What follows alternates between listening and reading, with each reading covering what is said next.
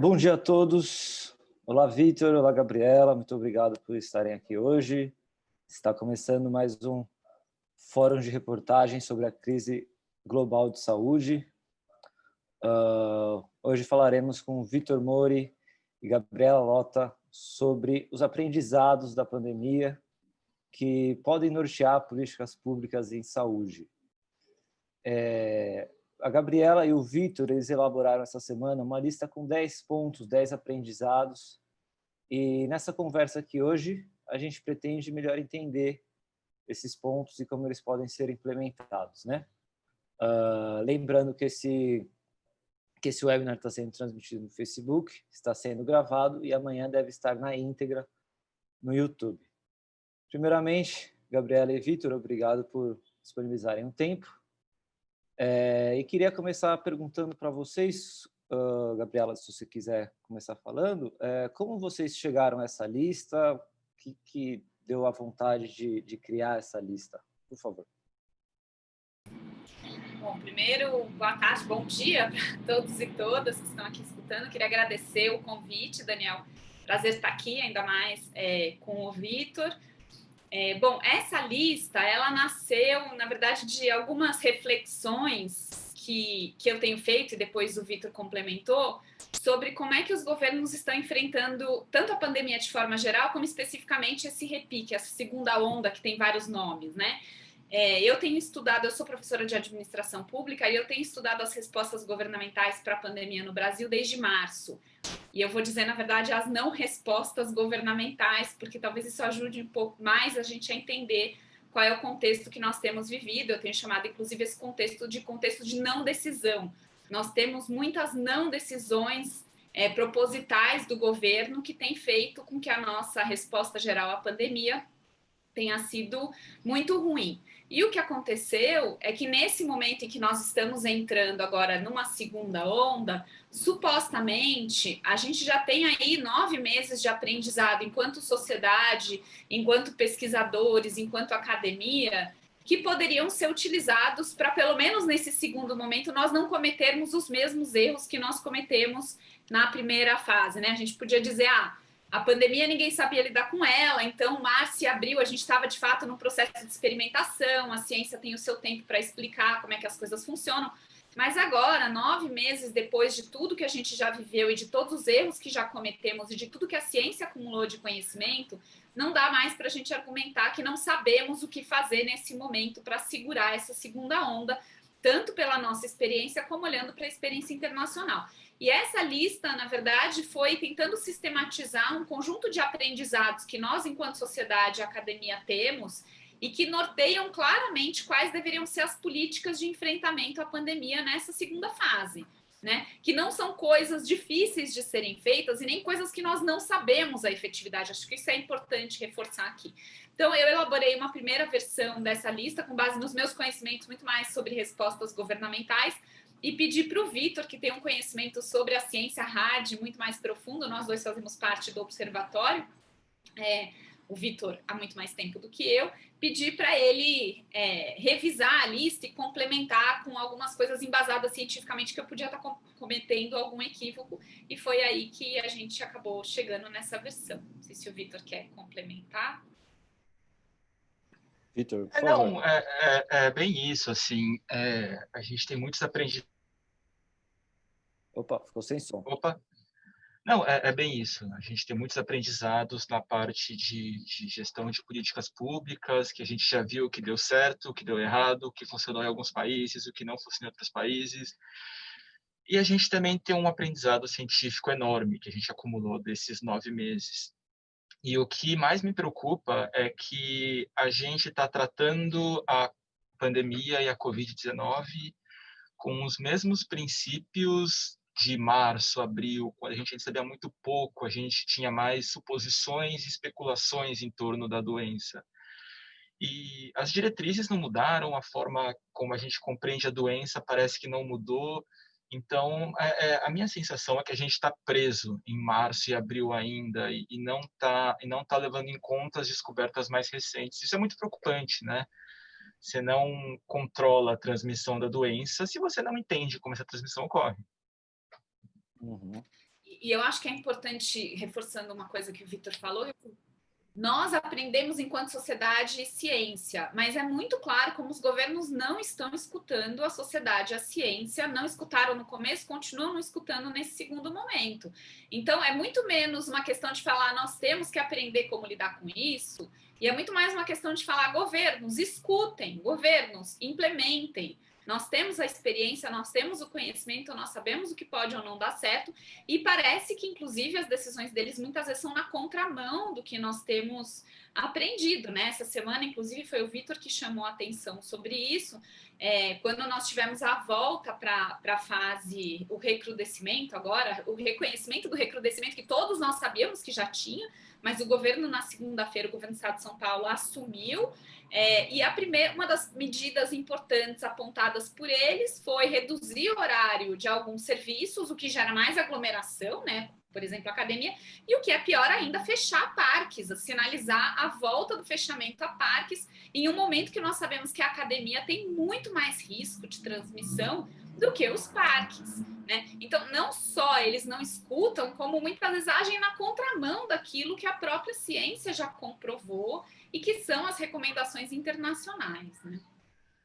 Só nesse aspecto, não ficou muito claro se eles falaram de fechamento, né? O documento fala em restrição a parques, o que provavelmente seria na direção de restringir os horários, diminuir a capacidade, fechar nos fins de semana, talvez.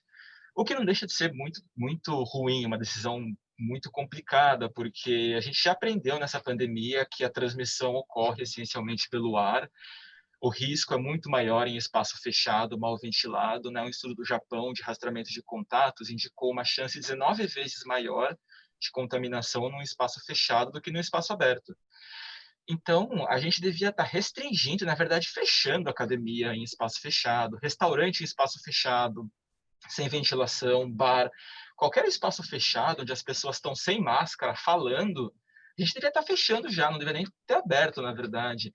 E a gente devia estar incentivando as pessoas a irem para locais abertos, como parques, praças, etc. O que eu sinto nessa pandemia é que quando a gente fala de medidas de contenção da pandemia, a gente só fala em restrição. A gente fala em fechar e restringir.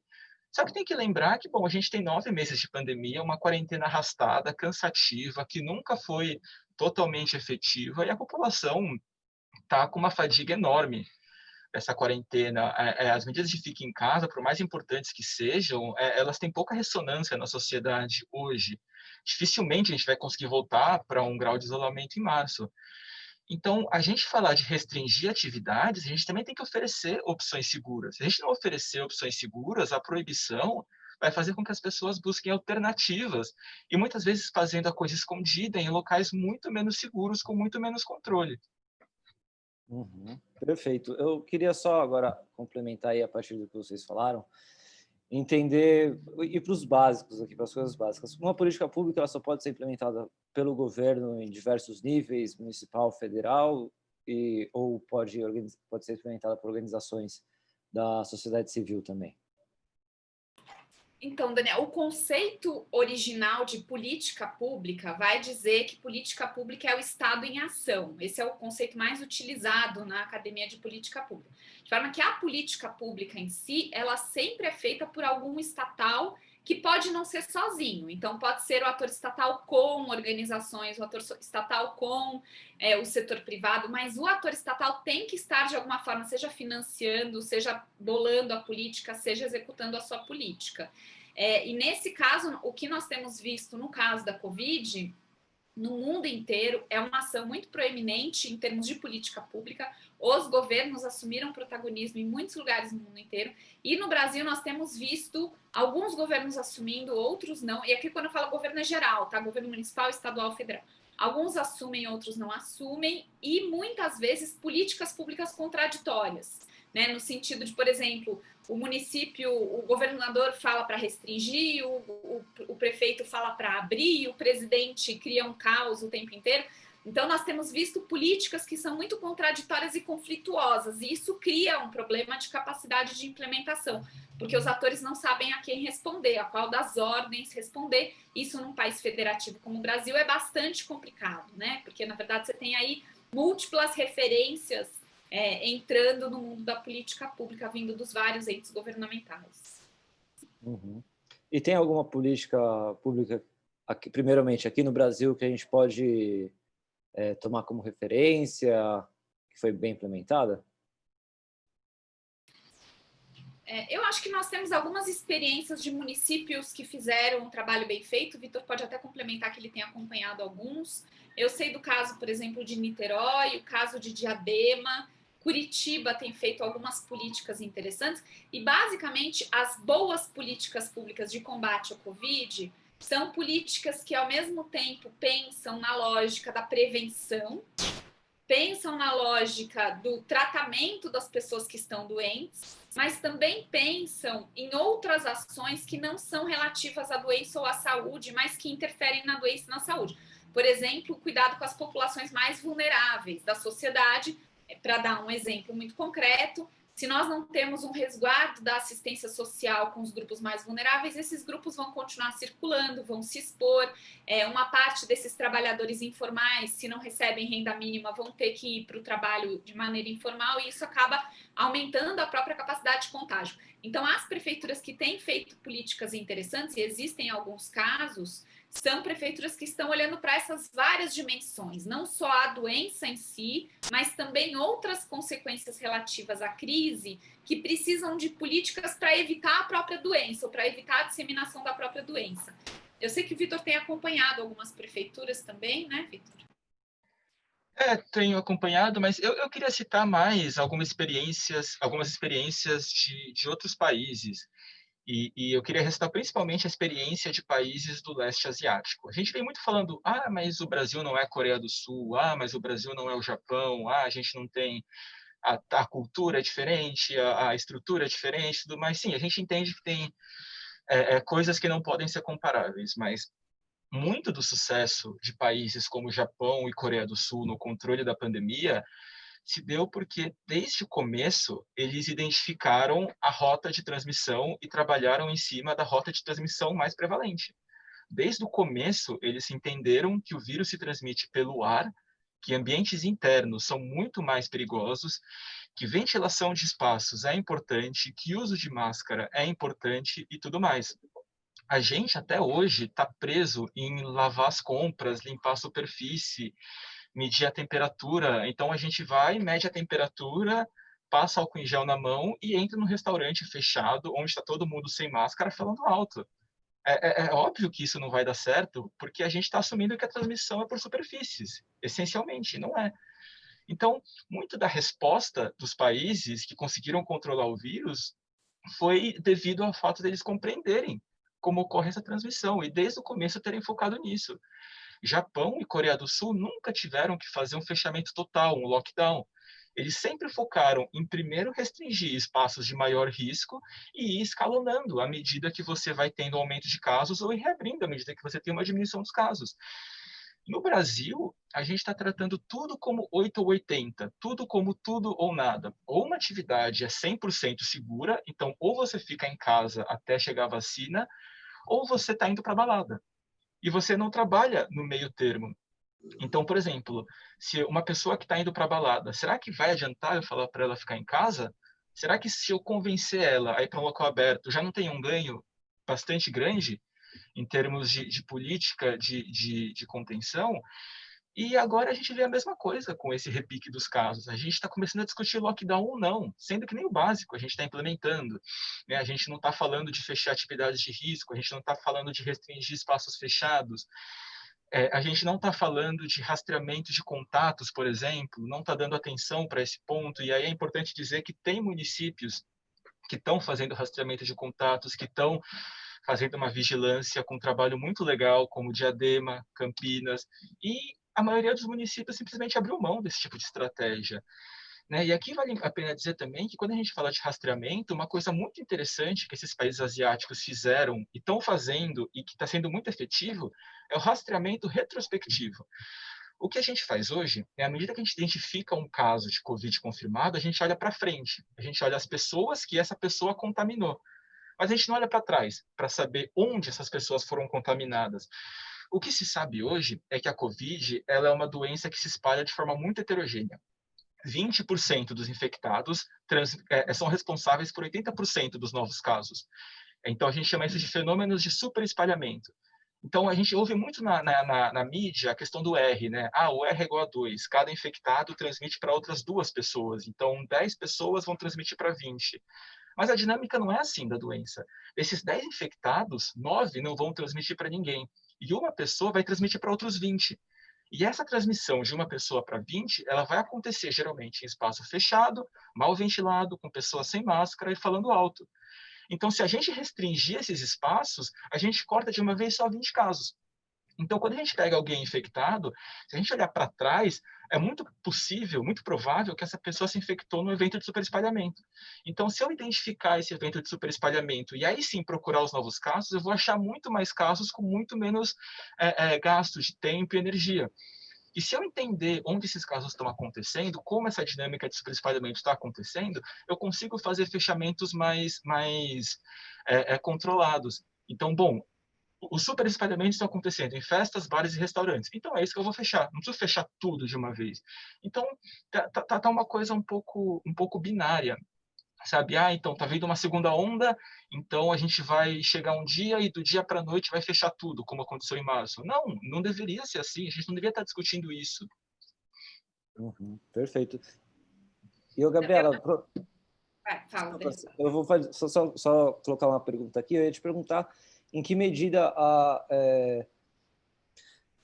as forças externas, não só externas, né, mas os serviços conseguem influenciar, por exemplo, os parques provavelmente têm muito menos força de influenciar algumas decisões políticas do que o conjunto de serviços. Eu queria saber em que medida essa força muda de direção, assim, as ordens.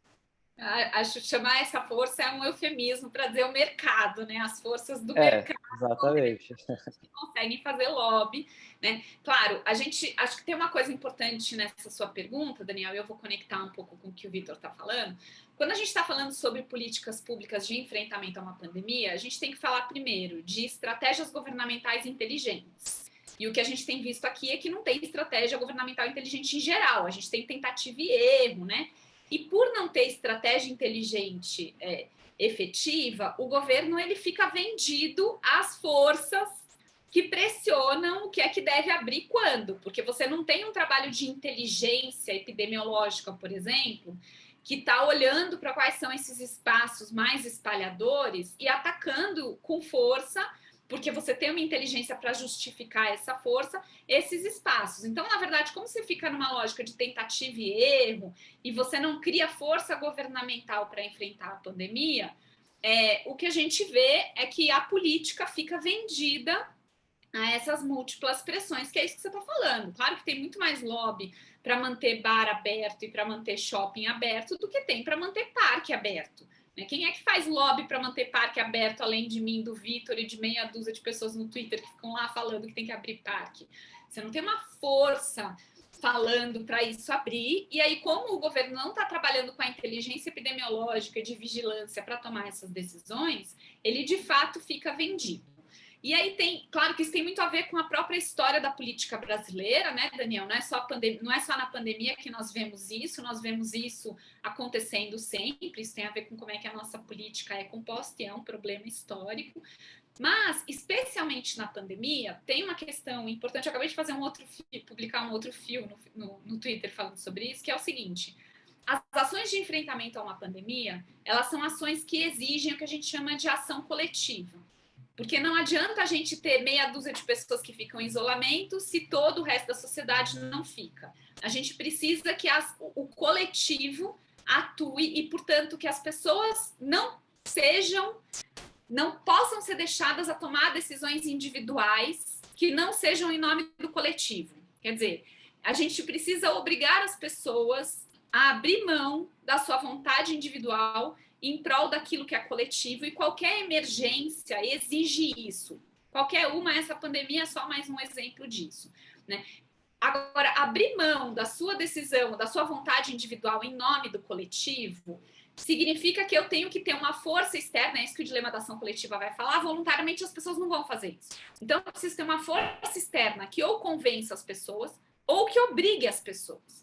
E nos dois casos nós estamos errando, porque nós nem estamos fazendo boas políticas de sensibilização e convencimento, quando a gente tem, por exemplo, um presidente que anda sem máscara e um prefeito que anda com máscara, isso já quebra qualquer convencimento, porque afinal, se o presidente não usa, por que eu vou usar? Então, nós nem estamos investindo bem na sensibilização, como nós também não estamos investindo bem no forçar as medidas de adesão, né? Então, não adianta, por exemplo, o governador, prefeito, seja quem for, falar lojistas, fechem o seu estabelecimento, lojistas, não deixem as pessoas entrarem, lojistas, vocês têm que ter consciência. Não adianta o prefeito ou o governador dizerem pessoas andem de máscara, evitem bar. Se isso não for acompanhado de multa, de fiscalização, que é o que a gente chama de medida de enforcement. E eu peguei um dado ontem que a gente recebeu oficial do governo do estado de São Paulo. No governo do estado de São Paulo, desde março, só foram aplicadas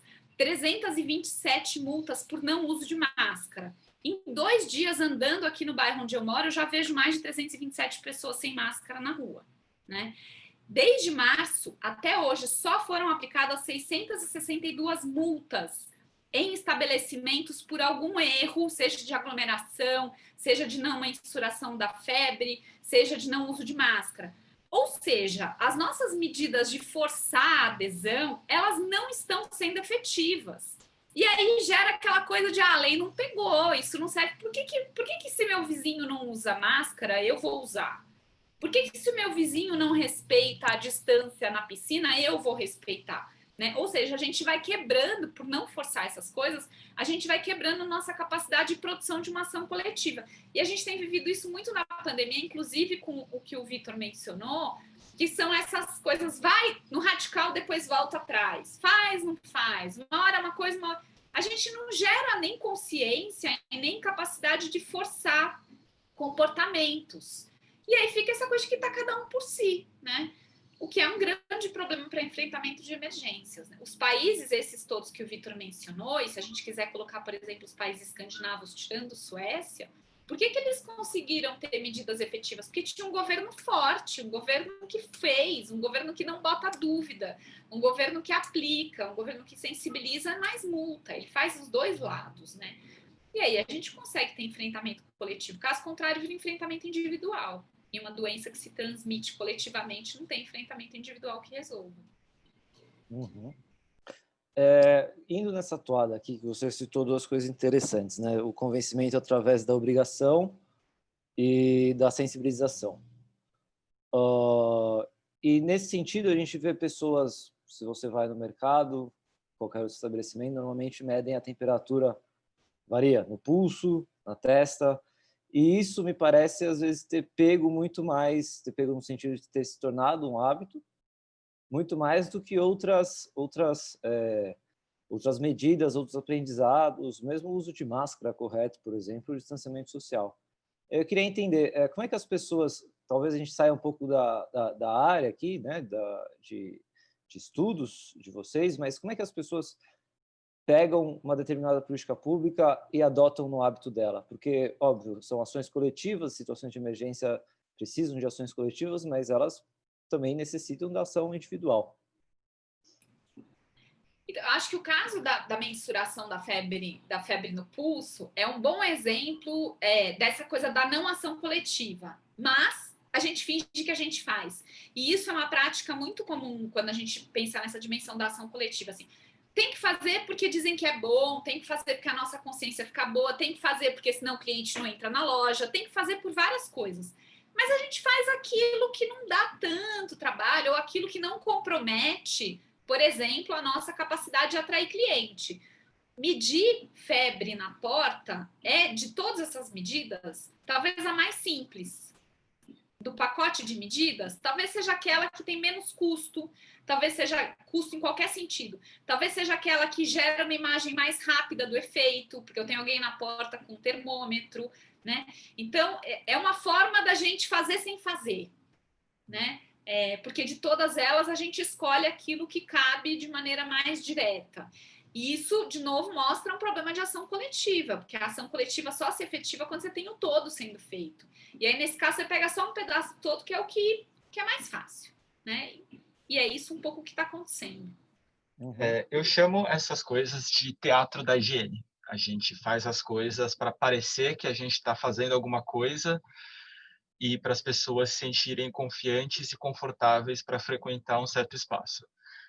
Essa questão de medir temperatura no pulso, para mim, é um não debate, porque medir a temperatura em si é muito pouco útil, é muito pouco eficiente, ainda mais com aquelas pistolinhas, né? Então, assim, se você medir a temperatura de alguém 5 vezes, você vai ter 5 valores diferentes.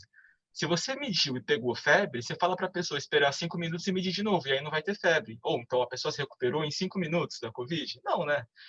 Então, e lavar a mão, lavar as compras é a mesma coisa. Das medidas de prevenção, é uma das medidas menos importantes. E aí entra no trabalho que a Gabriela falou de sensibilização e de comunicação. Você pega os materiais publicitários das prefeituras, dos governos, até na mídia mesmo, no jornal, na televisão. O que as pessoas falam? Vamos prevenir a Covid, vamos lavar as mãos. E todo o foco acabou sendo lavar a mão. No máximo, fala para usar máscara, de forma abstrata, sem muito mais informação sobre isso. Então, não é só usar máscara, é usar a máscara corretamente. E usar corretamente não é só cobrir a boca e o nariz, mas é vedar os lados, é vedar por cima, é vedar por baixo, é garantir que ela está bem ajustada.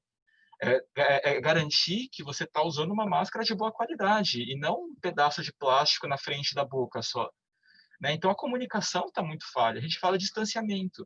E aí fala, não, distanciamento físico é 1,5 m. Não, não é 1,5 m. 1,5 m, então quer dizer que 1,49 m é seguro e 1,51 m não é seguro? Não, a gente tem que dizer que dentro de um espaço fechado, por exemplo, 1,5 m não é suficiente. Né? E aí, o tema, dos pontos mais importantes, que é a ventilação, você não ouve nas peças publicitárias. Como que você vai tentar convencer as pessoas de que fazer atividade ao ar livre é muito mais importante do que outras medidas, se na TV ele escuta lavar a mão, distanciamento e máscara, chega no restaurante, tem medição de temperatura e passa álcool em gel? A pessoa fala, bom, então eu estou seguro. A pessoa mediu a temperatura, quer dizer que eu não tenho Covid. Então quer dizer que ninguém tem Covid que entrou aqui. Eu estou passando álcool em gel na mão, então está tudo bem.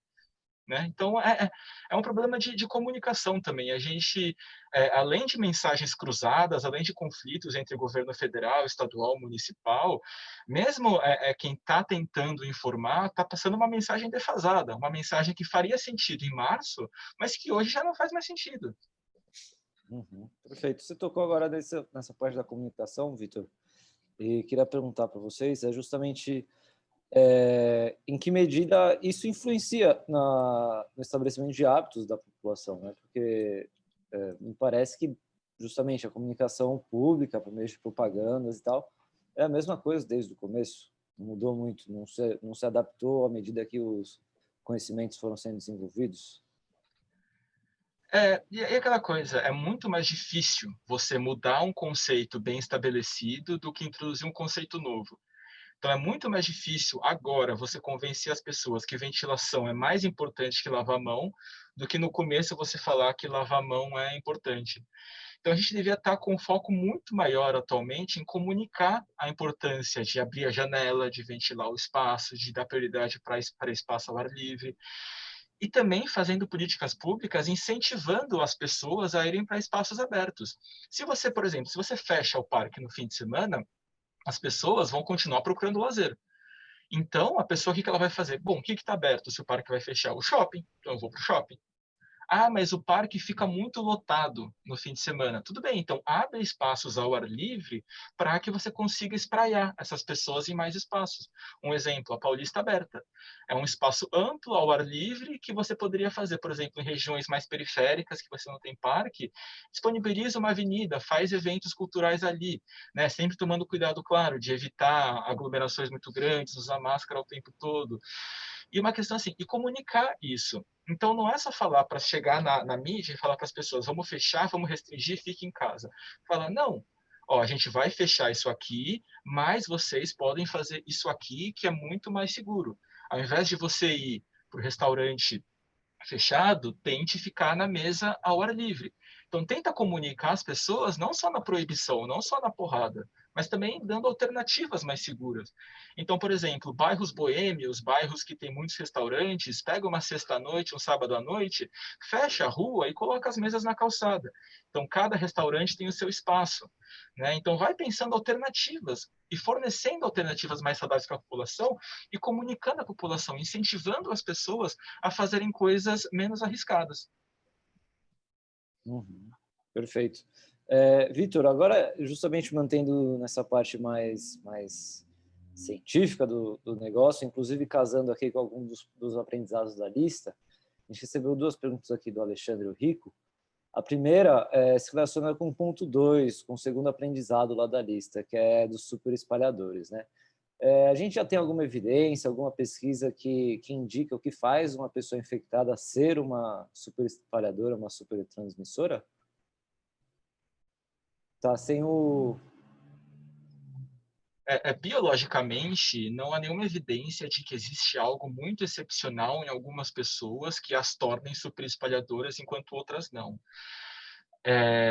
O que parece é que isso é muito mais ligado a questões comportamentais. Então, como a pessoa se comporta a partir do momento que ela está infecciosa. Então, por exemplo, se a pessoa ela frequenta muito espaços fechados, vai muito para festa, vai muito para restaurante, a chance dela se tornar uma supertransmissora é muito maior. Então, a gente diz muito mais de eventos super espalhadores. Então, eventos, a gente restringe um espaço e um tempo e um certo contexto onde muitas pessoas se infectam ao mesmo tempo, muito mais do que uma pessoa super espalhadora. E é até importante isso para a gente tirar o foco das individualidades. O que a gente vem muito fazendo é colocar responsabilidades individuais. Então, falar, você foi irresponsável e pegou Covid, a culpa é sua. A gente está sempre apontando comportamentos individuais, quando, na verdade, a gente deveria estar discutindo muito mais abordagens coletivas de contenção à Covid. É uma doença infecciosa que se transmite na comunidade. Não é apontando o dedo, não é responsabilizando o indivíduo que a gente vai chegar numa solução. É apontando soluções coletivas para esse problema. Uhum. Perfeito. E ainda a gente tem mais uma segunda pergunta, que é para entender se as pessoas, vou ler aqui como está, um lugar onde as pessoas estejam totalmente em silêncio e em repouso, pode ser considerado de baixo risco, mesmo que não seja 100% aberto, como um parque? Sim, a questão é que a gente não tem nada 100% arriscado e 100% seguro, a gente tem gradações. Então, se as pessoas estão em silêncio, o risco é menor do que se elas estiverem falando alto, ou gritando, ou cantando. Se o local for um pouco mais aberto, ventilado e tudo mais, isso é mais seguro do que um ambiente totalmente fechado. Não existe uma gradação absoluta, isso é um risco muito baixo de forma absoluta. A gente pode avaliar um contexto e fazer uma comparação. Né? Então, isso é mais arriscado que isso é um comportamento mais seguro que aquilo, e assim por diante. Mas sim, um espaço mais aberto, mais bem ventilado, onde as pessoas estão em silêncio, tende a ser um espaço com risco mais baixo. Uhum. Não importa se tiver, mesmo que as pessoas, por exemplo, num cinema, respeitando um metro e meio de máscara, em silêncio, ainda vai ser mais arriscado do que qualquer espaço aberto. Um parque, por exemplo. Depende. Se você tiver só duas pessoas numa sala enorme, todo mundo em silêncio, sem comer, usando a máscara o tempo todo, em comparação com um espaço aberto, um show, um espaço aberto, todo mundo gritando aglomerado, provavelmente o cinema vai ser mais seguro do que esse show. Né? Então, não tem uma coisa, não, isso aqui é sempre mais seguro que isso aqui. A gente tem que analisar o contexto. E aí que está a grande dificuldade de se analisar os riscos. Né? É muito difícil fazer uma afirmação e falar, isso aqui é seguro sempre. Não, tem que pesar o contexto, mas é sempre bom evitar um espaço fechado, né? Então, sempre dê preferência por um espaço aberto, mas aí também pesa a questão de quantas pessoas estão falando, da adesão ao uso de máscara, do distanciamento. Então, são vários fatores que vão compondo o risco, né? Uhum. Gabriela, falando agora dessa comunicação de riscos, né, da dificuldade que o Vitor estava comentando, eu imagino que a comunicação esteja presente, faça parte de implementar políticas públicas. E você acha que está faltando essa comunicação de riscos? Você acha que isso pode ser melhorado? Eu acho, pelo menos nos casos que eu tenho acompanhado mais de perto, a gente não tem feito isso de maneira efetiva. Talvez em alguns casos de sucesso, sim. Mas nós não temos feito uma boa comunicação em política pública sobre os riscos, dando alternativa. Até porque, Daniel, isso cai na sua pergunta anterior, né? É difícil o governo, por causa do lobby todo, é muito difícil o governo falar não vai para o shopping, vai para o parque, né? O shopping é mais arriscado do que o parque. Então, acho que os governos também não assumem, em parte, esse tipo de comunicação, que deveria ser responsabilidade governamental, por causa do lobby e do peso que isso vai ter para a decisão política. O que é péssimo, porque, mais uma vez, a gente fica, enquanto sociedade, vendido para a política e não vendido para uma solução que seja efetiva para nós, enquanto cidadãos e cidadãs, né? Mas isso deveria, sim, fazer parte desde o início, isso tem faltado. Eu lembro lá no começo, eu já estava estudando a atenção primária à saúde, o quanto a atenção primária à saúde, que são os atores que estão lá na base do sistema, estavam atuando na comunicação para a prevenção, e desde o início o governo não priorizou a atenção primária para o enfrentamento à pandemia, e já começamos a falhar naquele momento, e isso continua falhando ao longo do tempo. Ainda nessa... Pode dizer, Vitor. Só reforçando essa questão do lobby que a Gabriela citou, a gente também pode pegar o exemplo das escolas, né? Então, a gente tem as escolas particulares fazendo um lobby para abrir de qualquer jeito, enquanto a escola pública não tem tanto lobby. Então, mal está tendo uma discussão sobre o que fazer para aumentar a segurança de uma escola pública, enquanto as escolas particulares já estão tentando fazer reaberturas. Né? Então, e até quando tem alguma discussão sobre escola pública, ela se resume basicamente a medir temperatura, a desinfectar as carteiras, manter 1,5 metro de distância, e pouco se fala sobre medidas de ventilação, por exemplo, que poderiam aumentar a segurança para as crianças e para os profissionais da escola, né, professores, etc. Isso é mais um retrato do que eu estava falando do dilema da ação coletiva, né? Porque aí fica cada um brigando pelo seu, a escola privada brigando pelo seu, a escola pública. Os professores, na verdade, têm feito um trabalho, o professor da escola pública, um trabalho enorme para não reabertura, então a força aqui é o contrário, e é cada um por si. Se você tem filho na escola privada, você assina um abaixo-assinado para abrir, se você tem filho na escola pública, você assina um abaixo-assinado para não abrir.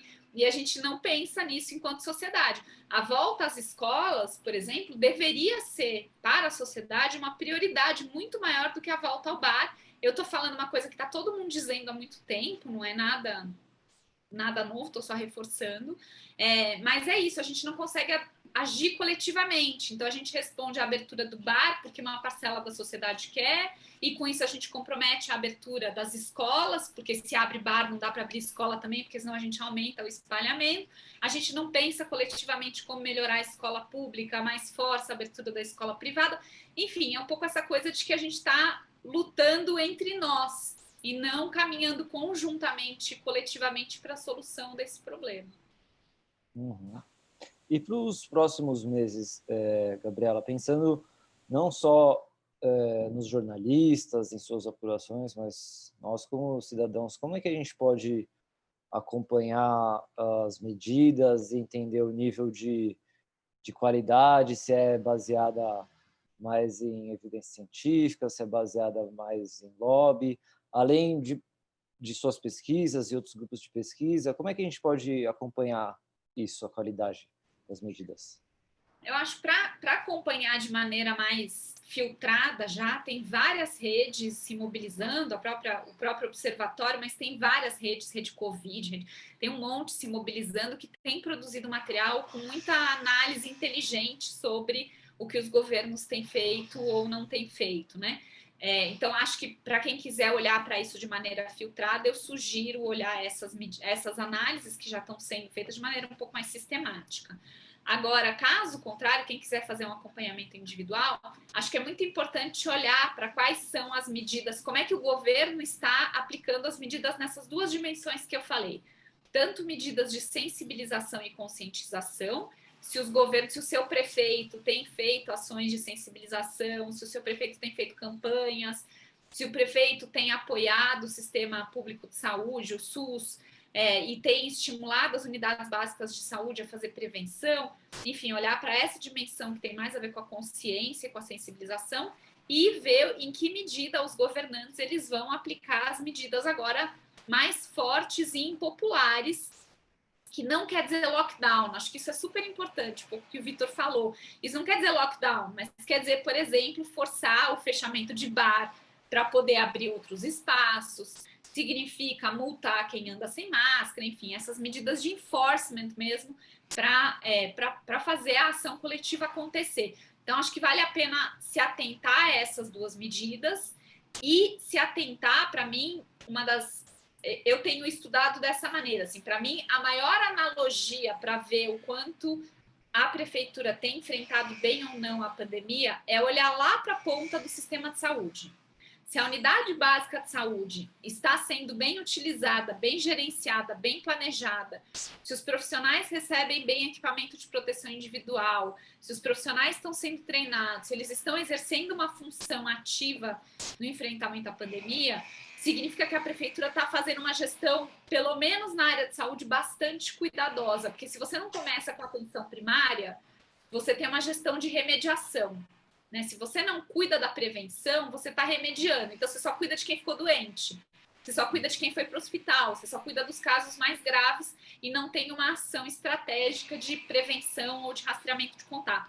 Então, também eu acho que uma dica muito importante, pelo menos no meu grupo a gente tem olhado dessa maneira, é olhem para a atenção primária à saúde, olhem para as unidades básicas de saúde. Se elas estão trabalhando bem e protegidas, isso é um bom indicativo de que a gestão está funcionando de maneira melhor do que outros municípios que, inclusive vários, Daniel, fecharam as unidades básicas de saúde durante a pandemia, para ter ideia da gravidade da situação. Então, aqueles que estão usando de maneira estratégica as unidades básicas de saúde são um ótimo indicativo de que as coisas estão sendo mais bem planejadas. Uhum. E do seu grupo de pesquisa, Gabriela, vocês já estão fazendo alguma outra pesquisa? Tem algum próximo passo? A gente tem coletado, desde abril, dados com profissionais da linha de frente de serviços públicos na assistência, saúde e segurança. Então, a gente já fez 3 rodadas de survey em abril, depois em julho e agora em outubro, para ver o quanto os profissionais, um pouco essa coisa que eu falei da analogia, se o profissional da linha de frente está sendo protegido, o Estado está se preocupando com a pandemia. Se o profissional não está sendo protegido, a pandemia não está sendo bem enfrentada, né? E a realidade, Daniel, tem sido muito ruim. Mesmo agora em outubro, nossa última coleta de dados foi muito triste, assim.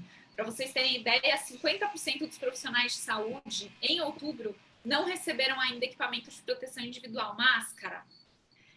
Eles estão comprando a própria máscara, e o Vitor pode falar sobre qual é o risco de um profissional de saúde comprar uma máscara de pano sem nenhum tipo de certificação, né? Enfim, a gente vai continuar fazendo essa coleta de dados. A nossa ideia é voltar agora em janeiro, com o repique da pandemia, fazer mais. A gente não queria, a gente achou que ia acabar na terceira fase, mas a gente vai ter que voltar, provavelmente, com o repique da pandemia para ver como é que os profissionais estão sendo resguardados e estão trabalhando na pandemia. Então, é isso um pouco que a gente tem feito, fora os trabalhos com o observatório, né? Aí o Vitor pode falar um pouco mais. Uhum. Perfeito. A gente já está com quase 45 minutos de conversa. A gente chegou mais uma pergunta aqui do Alexandre. Para dar um descanso para a Gabriela, eu vou perguntar primeiro para o Vitor, e a Gabriela pode complementar depois, que é a seguinte: da lista de aprendizados que vocês formularam, o que vocês apontam como mais importante? Claro que é um conjunto e as descobertas precisam ser olhadas em conjunto, né? Mas há algum ponto que vocês acham que merece mais destaque do ponto de vista de formulação de políticas públicas? Tá. A lista ficou um pouco dividida, assim, metade é mais focado em aspectos do que a gente descobriu sobre a Covid, do que a gente descobriu sobre a transmissão da pandemia, e a segunda metade ficou mais voltado na parte mais de gestão das políticas públicas. Então, eu vou apontar uma dentre as primeiras, a primeira parte, que é a parte que eu tenho mais domínio, aí eu deixo para a Gabriela colocar... escolher algum ponto dessa segunda parte. E, assim, a minha opinião é que, com relação à compreensão da pandemia, com relação à compreensão sobre as formas de transmissão, para mim, a medida mais importante é reconhecer a importância da transmissão pelo ar e comunicar bem e fazer políticas que incentivem as pessoas a fazerem atividades em espaços abertos e ao ar livre. Se a gente olhar, por exemplo, o que aconteceu nos Estados Unidos e na Europa, os números subiram, né, no final da primavera deles e caíram drasticamente no verão deles, né? Então, no período de junho, julho, agosto, principalmente na Europa, se você olhar a curva, é bem evidente que você teve uma subida muito rápida, depois uma queda, e agora você teve uma subida de novo. Essa queda, a gente não está falando de uma doença que não é ligada ao fato de estar frio ou calor, mas é o comportamento associado a essas temperaturas, né? Então, quando está calor, tem mais a cultura de frequentar espaços abertos e tudo mais. Quando está frio, você vai para um espaço fechado. E foi só fazer frio e as pessoas voltarem para um espaço fechado que teve um repique, uma segunda onda muito evidente. Então, a principal coisa que eu reforçaria é a importância de frequentar espaços abertos e ventilar bem os espaços, né? Então, todas as políticas públicas voltadas nessa direção, para mim, são fundamentais. E eu queria mencionar, na verdade, não uma política pública específica, mas uma postura política, que tem a ver um pouco com tudo isso que a gente discutiu, né? Eu acho que para a gente enfrentar a pandemia, é importante que os governos assumam a sua responsabilidade no enfrentamento da pandemia. A gente precisa de política, a gente precisa de decisão. E essa decisão ela tem que ser baseada em evidência, que é um pouco o que a gente argumenta na segunda parte ali. Nós já temos muito conhecimento acumulado, nós temos comunidades inteiras e essas redes que eu comentei completamente dispostas e disponíveis a sentar junto com os governos e ajudar voluntariamente, como nós temos feito desde o começo da pandemia, coletivamente. E o que nós precisamos é de governos responsáveis que escutem o que a ciência já produziu e tomem decisões assertivas. A gente precisa, nesse sentido, por isso que eu falei, precisamos de política. A gente não precisa de não decisão, a gente não precisa de lobby, a gente precisa de política mesmo, voltada ao enfrentamento à pandemia. Porque, para mim, assim, não tem decisão que a gente possa tomar específica que, se não vier de maneira assertiva, ela vai ter efetividade. Não adianta a gente recomendar o espaço arejado se não tiver fiscalização e se não tiver investimento em espaço arejado, né? Não adianta a gente incentivar as pessoas a usar máscara se não tiver conscientização e fiscalização. Estou sendo repetitiva, mas só para argumentar. O que a gente precisa de governos assertivos, baseados não no negacionismo, mas sim na ciência, que tomem decisões. Acho que é isso que, acima de tudo. Perfeito, gente. Gostaria de lembrar a quem nos acompanha, que a gente vai mandar depois por e-mail e pelo Facebook, quem está acompanhando, tem um link para responder uma pesquisa, para que nós, do Fórum de Reportagem sobre a Crise Global de Saúde, possamos prover mais webinars que atinjam assuntos de sua curiosidade e interesse. Gabriela, Vitor, vocês gostariam de fazer algum comentário final, algo que eu não perguntei que vocês acham relevante comentar? Não, eu gostaria só de agradecer. Eu acho que, em parte, da solução passa por uma comunicação pública com a imprensa mais transparente. Eu queria também parabenizar a imprensa. Eu tenho dito isso muitas vezes, assim, eu acho que, se tem uma coisa que essa pandemia teve de ganho para a gente enquanto sociedade, foi uma imprensa que começou a se aproximar da academia e uma academia que começou a se aproximar da imprensa, né? E eu acho que isso só tem a somar para a gente, enquanto sociedade, conseguir fazer uma comunicação mais baseada em evidências. Eu acho que isso os dois lados estão aprendendo juntos, e por isso queria parabenizar a iniciativa, Daniel, e agradecer você por dar espaço para a gente. Eu também só tenho a agradecer, estou muito feliz de estar nesse espaço aqui de novo, né? Então, eu acho e eu também reforço o ponto que a Gabriela falou, que os jornalistas vêm fazendo um trabalho muito legal, de tentar fazer a divulgação, de conversar com cientistas.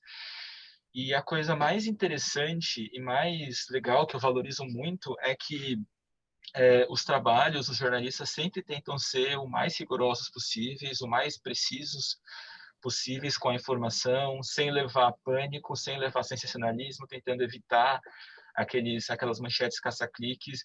E esse tipo de comunicação é muito importante para para ajudar no combate à pandemia. Então, meu agradecimento por estar aqui e agradecimento ao trabalho dos jornalistas também, que tem fazendo um esforço tão grande em conversar com a academia. Eu sei que não é fácil, né? A academia, ela está acostumada a ser um pouco mais prolixa, a falar em termos, algumas vezes, com palavras um pouco mais complicadas. Então, eu aprecio muito esse esforço que os jornalistas estão fazendo em fazer essa comunicação. Perfeito, gente. Eu que agradeço a presença de vocês, a colaboração inestimável aí. E muito obrigado. Foi um ótimo webinar falar com vocês. Obrigada. Tchau, gente. Tchau, tchau.